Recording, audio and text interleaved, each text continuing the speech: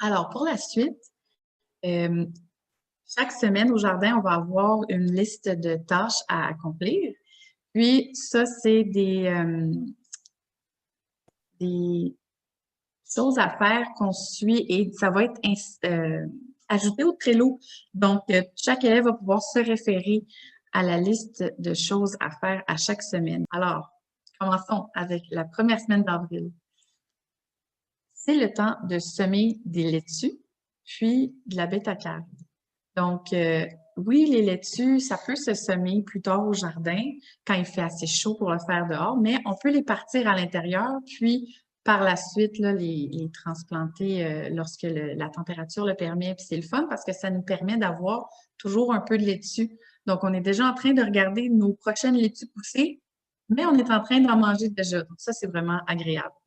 Ensuite, il faudrait arroser le matin, regarder l'humidité du terreau. Est-ce que c'est détrempé? Est-ce que c'est frais? Faire attention parce que souvent, on peut soit pas assez arroser ou trop arroser. Il faut vraiment un juste milieu.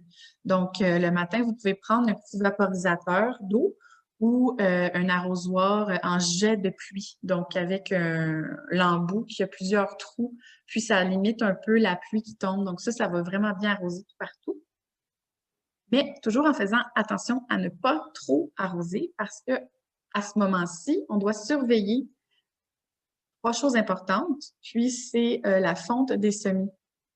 Ça, c'est un problème qu'on va avoir avec nos semis qui seront malades puis ils vont pas pousser. Donc, c'est important d'éviter de trop arroser puis causer des moisissures. Donc, ensuite, on doit vérifier à l'étiolement des petites plantes. Donc, ça, c'est quand la petite plante, elle essaye d'aller rejoindre le soleil, puis elle manque de lumière, donc elle va vraiment se fatiguer à pousser très longue. Elle va faire une longue tige. Puis, c'est difficile parfois là, d'essayer de les ramener en santé. Donc, il faut éviter ça à tout prix. Puis aussi, il y a les cyarides, S-C-I-A-R-I-D-E. C'est un nouveau mot pour moi. Donc, les cyarides qui sont des petites mouches qui sont vraiment causées par un environnement trop humide, là, donc à faire attention.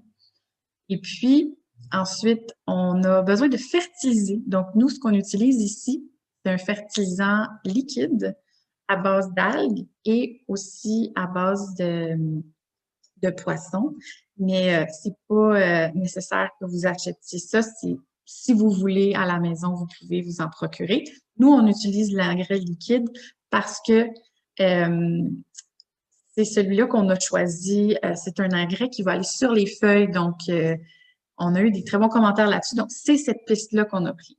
Alors, à la première semaine d'avril, on fertilise les tomates, les oignons et les poireaux. Donc, juste arroser un petit peu sur les feuilles, puis un petit peu à la base. Et ce que nous, on utilise, puisque c'est un engrais liquide, on met 5 millilitres dans 1 litre d'eau. Donc, si vous avez besoin de faire une plus petite portion, là, parce que vous n'avez pas beaucoup de choses à arroser, c'est un demi-bouchon avec une demi-bouteille d'1 litre. Donc, si jamais vous avez des questions par rapport à ça, vous pouvez toujours nous contacter. Puis ensuite, dans la première semaine d'avril, on a à tailler la ciboulette qu'on a déjà plantée. Nous, on avait déjà commencé de la ciboulette puis des petits poireaux, donc on va les tailler un petit peu. Et ensuite, on repique. Donc, repiquer, c'est quand on a semé. Puis, il y a beaucoup de petites plantes. Par exemple, on a des céleris qui poussent dans le même petit contenant, mais on veut pas qu'ils s'étouffent. Alors, on va les séparer, les mettre dans leur propre contenant plus gros. Comme ça, ils vont bien pousser avec tout l'espace qu'ils ont besoin à ce moment-là dans leur vie. Donc, par exemple, le céleri, l'origan, le romarin, puis le persil, ce sont des choses qu'on va repiquer à ce moment-ci du mois.